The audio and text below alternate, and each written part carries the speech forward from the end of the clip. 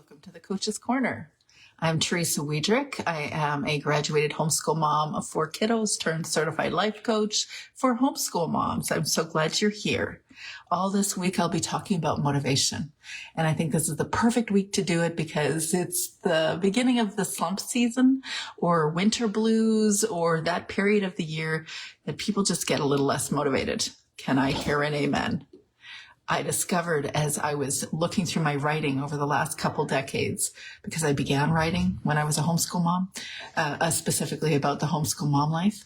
And every year at this season, somewhere January, February, I would write about slump season, slump month, incorporating play into slump month, or seasonal affective disorder, or incorporating, different activities into slump month, or how to beat slump month, or winter blues, or homeschool hygge, or all the things, because this was the season. It wasn't that motivating. And if you're in that space where you're like, yeah, what to do about it? Well, let's chat motivation. This morning, I released a podcast episode on my Homeschool Mama Self-Care podcast, and I went on a deep dive to motivation. So if you want to learn more, you can always head over to Apple, Spotify, or all the podcast places and listen to that episode. I would love to hear if you have a specific experience of this time of year, particularly right now, whether it's for your kids not feeling motivated or you. I'd love to hear your specific story. There are many reasons why we might not feel motivated, but I have identified that there are certain moments in a homeschool mom's experience where she notices that motivation declines either for herself or for her kids.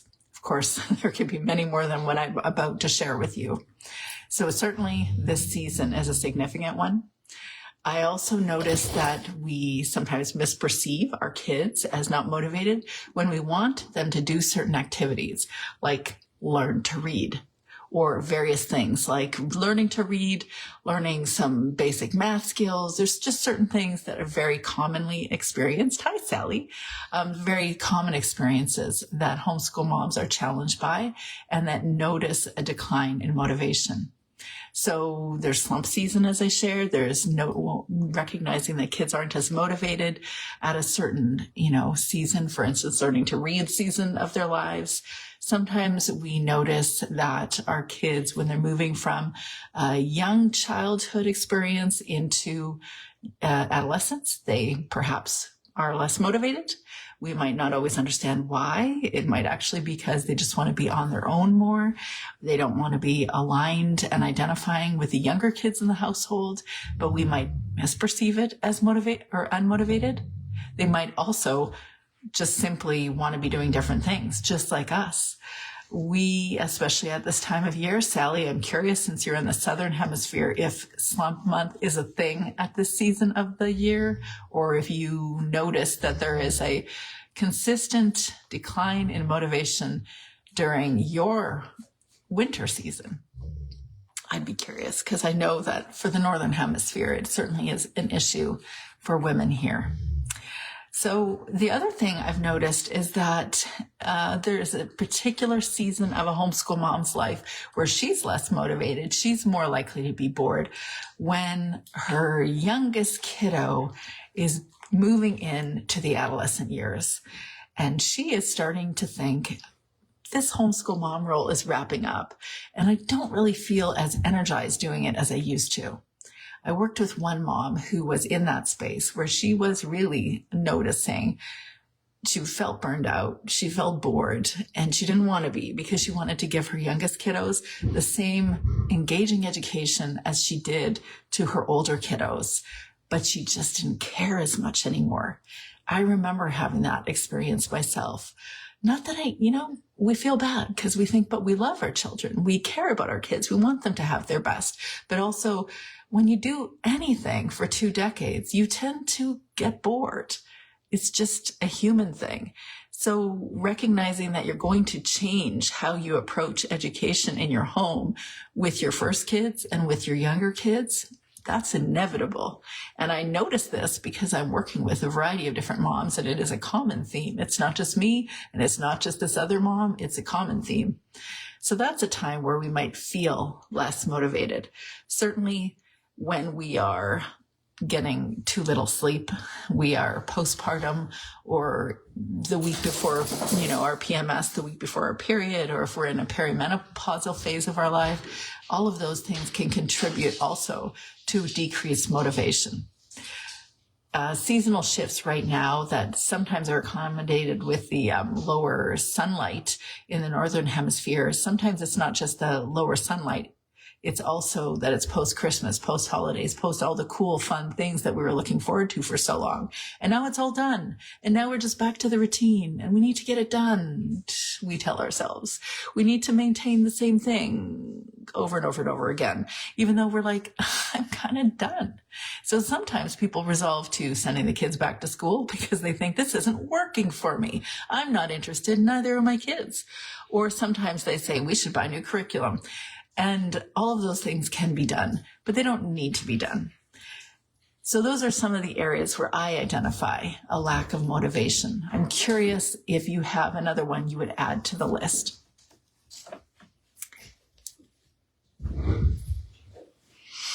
So let's talk about motivation in general.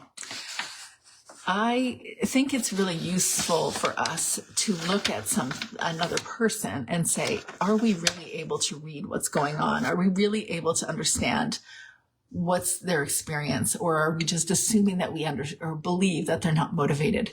For instance, when we see our kids on screens for a long period of time, we might think to ourselves, they're just bored. They're not living for anything. They're just playing games. That's all they're doing.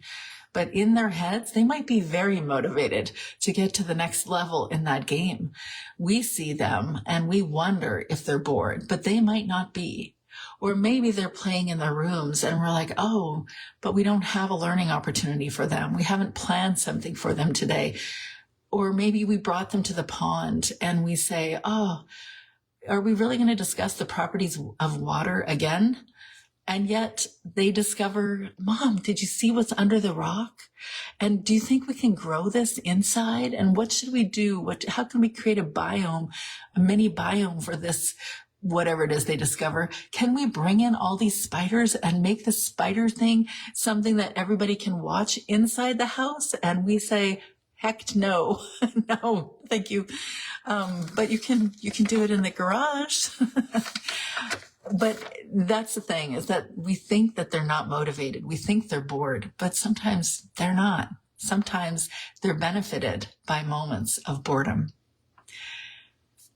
So I actually think that not only do we need to reframe the concept of motivation, but we actually sometimes need to look at our schedule and say, where can we schedule doing nothing?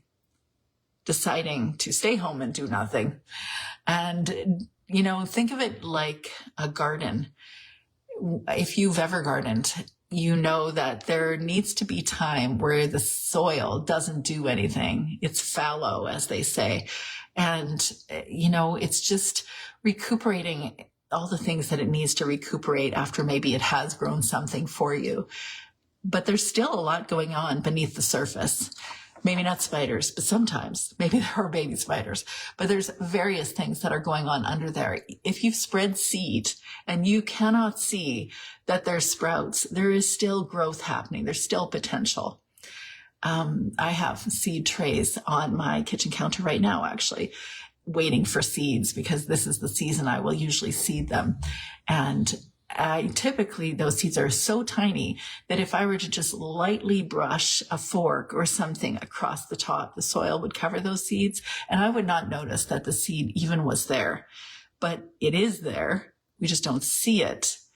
And so that time when it's sitting quietly in a dark space for about 7 to 10 days, it looks like there's nothing there. Then all of a sudden I see a sprout. And I think that's often similar to children, is that they have experienced many things. They've read many things. They've been exposed to many things. And, we're reading to them, we're engaging them, we're helping them to learn various things. But we don't always see the magic growth. It doesn't go from seed to a full-grown, flourishing plant overnight. That's not how it works. That's not how learning works. Let me see what I was sharing here. sometimes we see our kids as unfocused, and then we assume that they are not learning. But since all of our brains function differently, some kids might look like they're unfocused, and yet they are still processing. It was always amazing to me that in the beginning of homeschooling years, I expected that the kids would just sit and be quiet and, like, I don't know, put their hands on their lap and listen while I was reading a book. That probably didn't last for a few years, actually. That was pretty quick that I learned that they actually needed to keep their hands busy. And if they could keep their hands busy, I discovered that they were really understanding what I was reading. They were paying attention more, because though it didn't appear that way, when I would ask a few questions, I would discover that they could respond. They could tell me what they had just heard. They could answer questions I hadn't expected. Or I noticed with math that we fairly consistently were doing some form of math routinely. And yet there were times where I thought, I don't think this child is getting this concept. But then out of the blue, they would say something about it in a very different context. And I would realize that, yes, they were learning. They were learning. I just couldn't see it above the surface. I once thought, when one of my kiddos, I had shared this shortly or briefly on the Instagram live today, that one of my kiddos, I was teaching how to read before we were homeschooling. And I remember that her teacher was known as a pretty tough cookie. So I didn't want her to feel stressed in her first year. So I was teaching her to read. I had no signs that she was willing or eager to learn to read. I didn't look for the signs. I just assumed other people told me that that was the age she needed to learn. So we were going to learn. I was going to help her to learn so that she would avoid this frustration with her teacher, her grade 1 teacher. And then I realized that she was pushing back so hard. There was such conflict just trying to get her to sound out a Bob book that I just thought, well, I'm not doing this right. I clearly have to do it in an interesting way so that she will want to read. All that happened was what I saw after the fact is what happened. She wasn't interested, and she was frustrated with me trying to push her. She didn't naturally want to learn at that time. She wasn't showing me any signs that she wanted to learn. I just believed that there was a timeline. She needed to do it, and we had to do it. I didn't see her read in that summer. I saw her read in a few months after she began her grade 1 year. And I don't think she was learning to read because the people in the class expected her to either, knowing her personality. She was learning to read because she wanted to read. And so we can't always force things just because we think the timeline is similar to what other people are saying the timeline should be. If you're ever worried about that sort of thing, which we all are at times, and we celebrate with great joy when our child does learn to read. And I do definitely celebrate with you when your child does too, because it is such a satisfying moment. And we know that the entire world is their oyster. But there is a book called Better Late Than Early. I'm sure it's not still being published. You'll probably have to find it in a homeschool resource library or maybe in your library. It's by Raymond Moore, Moore. When I read that book, that put me at ease, that kids like to learn, but they don't always like to learn on timelines. And when we honor and acknowledge that that is the case, then we let ourselves have a little bit of a, acceptance that kids are not all the same. They don't always appear motivated the same way. They're not always engaging activities in the same timeline or in the same way with the same energy. And that is okay. And if we are patient, then they will joyfully learn. So, let me think. There's so many different areas where we may be motivated or not be motivated, but I go into a deeper dive on the Homeschool Mom Chat on Instagram Live today, if you're on Instagram. If you're not on Instagram, I will be putting that video up on my YouTube channel, Homeschool Mom Wellness and Mindset channel. So you can find it there. But it's not just the kids that are unmotivated at times. It's us too. And so let's talk about your motivation. Are you familiar with a Matryoshka doll? one of those little wooden dolls that they're about, let's see, this big.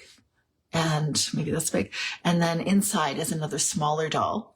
And then you keep opening them up and there's smaller and smaller and smaller dolls. And finally you get to this like really tiny little wooden doll. That's called a Matryoshka doll.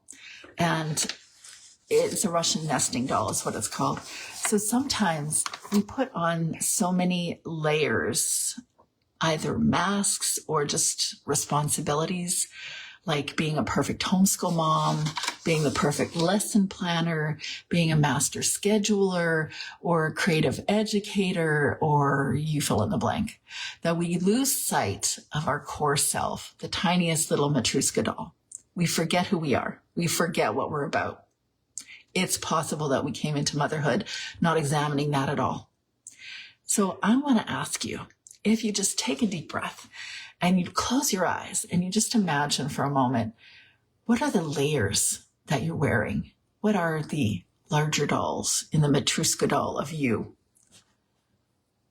Who are the different layers or roles that you're playing?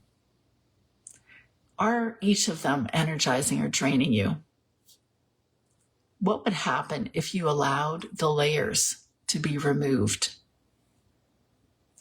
If you let go of being a perfect homeschool mom, even though there is no such thing, but we can tell ourselves that and we can expect that of ourselves. So whether we say it out loud or not, sometimes we really are trying to do that. So what would happen if you let go of that layer? Who would you be?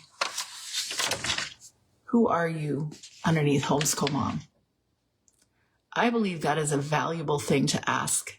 In fact, it would be a useful journal prompt if you're a journaler to write that down and explore that. Maybe spend a week or two exploring who am I beyond this role of mom. Because when we unlayer or delayer and we look at the tiniest version of ourselves, and so maybe not the tiniest because it's actually the biggest part, but in this concept of the Matryoshka doll, the very smallest doll, the truest you, who are you? When we allow that part of us to have a place in our life right now, we feel more alive and fueled and energized. Even if all you can get is 15 minutes to nurture that self once a week, it will feel energizing, fueling. You will enjoy your life more. You will feel more motivated simply because you created space for that part of you. Certainly that was my experience when I went to Starbucks every Wednesday night to write. I mean, probably in the beginning, it just felt like I was trying to just put it all on paper, all the things that were going on in my mind and everything I was experiencing in my world. I wanted to process it. So I just want to put it on paper. But for me, over the course of time, that became a really energizing space. It was a fueling and, a creative fueling space. And so it created a desire for me to become more me, to do the things that interested me. And as I did that, I learned to do it with my kids. I learned to do it in the same room as my kids, which I think is superhuman, learning how to be a creative writer with children around. But I learned to do it because I wanted to do it and it fueled me. And my kids watched me do it and they saw that I was doing something creative. So they also tended to do things that they wanted to do that were creative. I want to introduce you to a concept before I get going about the learning cycle. So this is new to me, but I thought it was a really great construct to help understand how kids actually learn so that we don't put unnecessary stress on our kids and undue unrealistic expectations on ourselves when then there's a period where they simply observe. They're reflecting on their observation. Perhaps, okay, so during that time, that's really like the fallow time of the seed being put into the soil, but you cannot tell that the soil or the seed is there. You allow it to sit for 10 days and then you start to see a sprout. So we're just having the experience, the concrete experience, then we're reflecting on our observation or reflecting on the experience. In other words, we could be having a chat with our child about what they saw. Or if they're at writing age, maybe Did you want to write a little bit about what you learned if they like writing like I did? Or maybe they want to create a lap book and then draw something that they saw. Or maybe simply just have a conversation with them about what they learned. So then you move from the concrete experience to reflecting the observation to abstract conceptualization. Big words. That really just means having so many experiences on that thing, whatever that thing is. Let's say learning how to add things, that you introduce them to a concept about addition in a book. And then you move to allowing there to be some time where they just think about it. And then you bring out the M&Ms and then you say, hey, that thing that we were learning the other day? Well, here are 2 M&Ms over here, and here are 2 M&Ms over here. Now, when we put them together, there are 4 M&Ms. And then you compare it to the workbook that you worked in for math concepts. And then they go, okay, I see. It's abstract that you're bringing in this random experience, but now that child can associate the earlier learning experience with this present learning experience, and that helps them to develop their understanding of addition.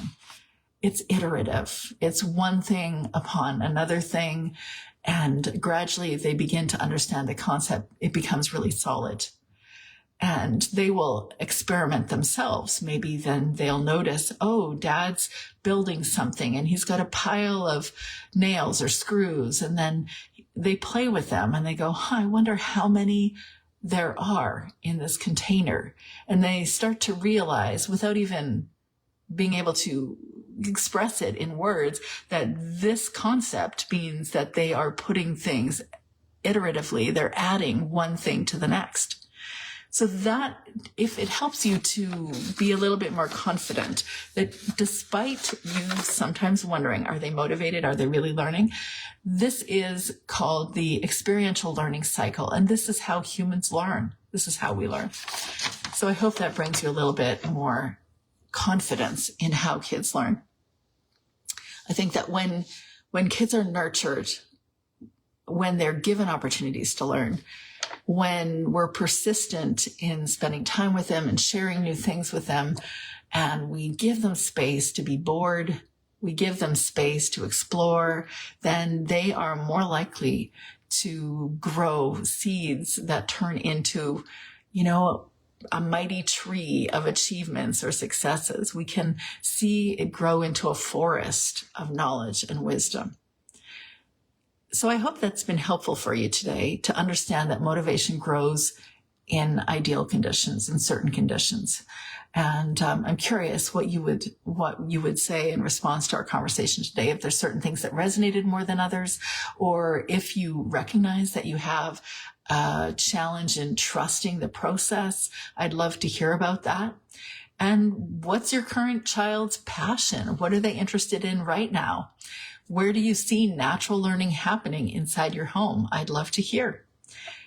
This conversation is an extension of the one that I've had already on the podcast today. So that's the Homeschool Mama Self-Care podcast. So if you want to discover or explore a deeper dive on motivation, check out my podcast. Also, if you haven't already checked out the Reimagine Your Homeschool mini course, I touch on that discussion in that mini course, because this is the time of year where we want to reimagine our homeschool lives. Can I hear an amen? I know it to be true.